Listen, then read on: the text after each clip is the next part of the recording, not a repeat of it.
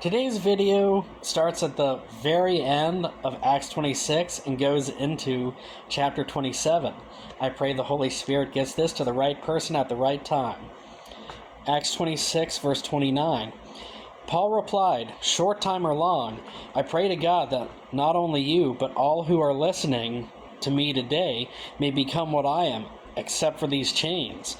The king rose, and with him the governor and Bernice and those sitting with them.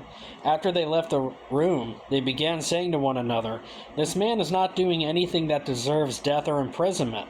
Agrippa said to Festus, "This man could have been set free if he had not appealed to Caesar." Chapter 27. When it was decided that we would sail for Italy, Paul and some other prisoners were handed over to a centurion named Julius, who belonged to the imperial regiment. We boarded a ship from Adramyttium, I'm probably pronouncing that wrong, about to sail for ports along the coast of the province of Asia, and we put out to sea. Aristarchus, a Macedonian from Thessalonica, was with us.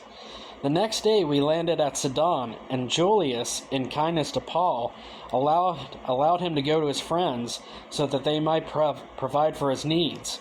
From there we put out to sea again and passed to the lee of Cyprus because the winds were against us. When we had sailed across the open sea off the coast of Cilicia and Pamphylia, we landed at Myra in Lycia.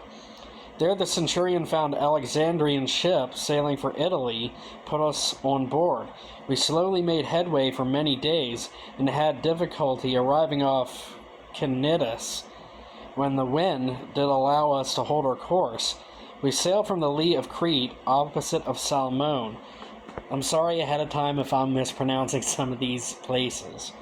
We moved along the coast with difficulty and came to a place called Fair Havens near the town of Lasea. Much time had been lost. Sailing had already become dangerous because by now it was after the Day of Atonement. So Paul warned them, "Men, I can see our voyage is going to be disastrous and bring great loss to ship and cargo, to our own lives also." But the centurion, instead of listening to what Paul said, followed the advice of the pilot and owner of the ship. Since the harbor was unsuitable in winter, and the majority was unsuitable to winter in, the majority decided that we should sail on, hoping to reach Phoenix and winter there. This was a harbor in Crete, facing both southwest and northwest.